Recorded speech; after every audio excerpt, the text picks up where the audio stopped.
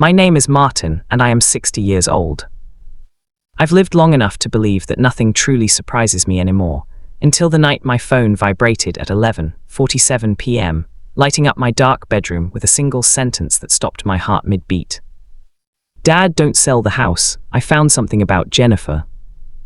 For a moment, I couldn't breathe.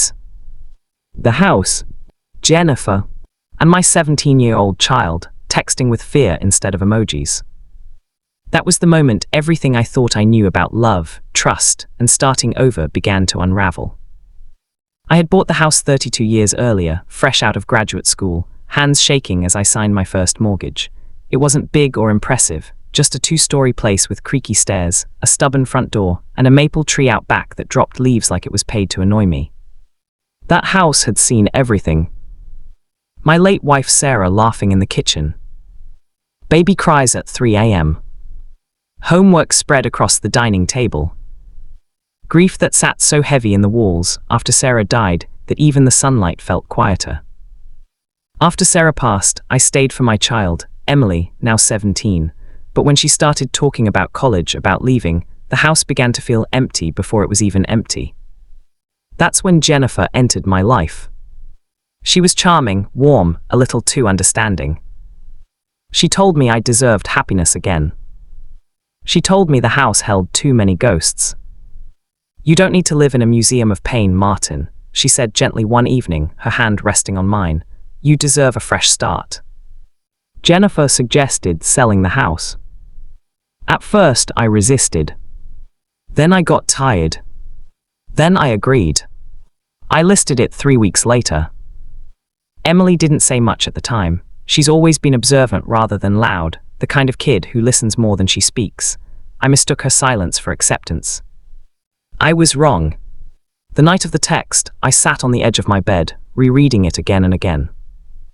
Dad, don't sell the house. I found something about Jennifer. My fingers hovered over the screen. Me, what do you mean? Are you okay? The typing bubbles appeared, then vanished, then appeared again. Emily, I'm okay, but you need to come home. Now. There was fear in that message, not teenage drama, real fear. I threw on a jacket and drove home, my thoughts racing faster than my headlights. Jennifer was supposedly staying late at work. The house was dark when I arrived, except for Emily's bedroom light. She was sitting on her bed, laptop open, eyes red but determined. Dad, she said, standing up. I didn't want to snoop, I swear, but something felt off. I sat beside her, start from the beginning.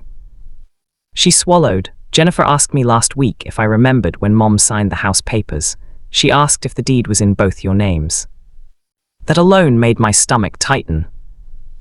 I thought it was weird, Emily continued, so I started looking things up, public records, old documents, then I found this.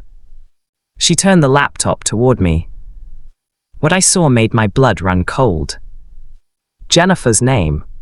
Not just once, but connected to 3 previous properties, all sold after she married or moved in with the owners. 3 older men. 3 houses sold. 3 divorces or breakups within 2 years. And in every case, she walked away with a significant portion of the proceeds. This doesn't prove anything, I said weakly. Emily nodded, I know, so I kept digging. She clicked again. A court document appeared. A restraining order. Filed by one of the men. Allegations of manipulation, financial coercion, emotional abuse. My chest felt tight. I stood up, packing the room. Why didn't you tell me sooner? I asked. Emily's voice cracked, because I was scared you wouldn't believe me. That hurt more than anything else she could have said. I didn't confront Jennifer that night. I didn't sleep either. Instead, I thought about every conversation we'd had about the house, about how she'd subtly dismissed Emily's attachment to it, about how eager she was to move quickly, to sell, to relocate, to simplify. By morning, I knew what I had to do. I called my realtor and paused the sale. Then I called a lawyer. By the time Jennifer came home that evening, I was calm in a way that only comes when the truth has already landed. Martin, she said cheerfully, hanging her coat, why didn't you answer my calls? I looked at her and saw her differently, not as a villain, but as someone who saw people as opportunities. "We need to talk," I said. She smiled. "About the house?" "Yes," I replied, "and about the other 3. Her smile faltered. I laid everything out, the records, the restraining order, the pattern. She didn't deny it. She sighed instead. "You don't understand," she said. "I did what I had to do to survive." "By taking advantage of people who trusted you?" I asked. Her eyes hardened. "You're not innocent, Martin. You wanted someone to fill the emptiness. I just offered to." That was when I realized something important. Loneliness doesn't just make you sad. It makes you vulnerable. Jennifer left that night. No screaming, no drama, just a suitcase and silence. The house didn't sell. Emily and I stayed. And something unexpected happened. We started healing together. We repainted the walls. We fixed the broken stair. We planted flowers where the old maple tree once stood. One evening, sitting on the porch, Emily said quietly, "I didn't want to lose this place.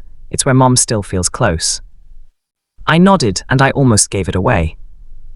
She leaned her head on my shoulder. "But you didn't, you listened." Now, at 60 years old, I understand something I didn't before. Love should never rush you into erasing your past. Trust should never require you to ignore your children. And starting over doesn't mean burning down what still matters. The moral of this story is simple but powerful. Sometimes wisdom comes not from age, but from listening. And sometimes the people we're trying to protect are the very ones who end up protecting us. If my 17-year-old hadn't sent that text, I might have lost more than a house. I might have lost my home,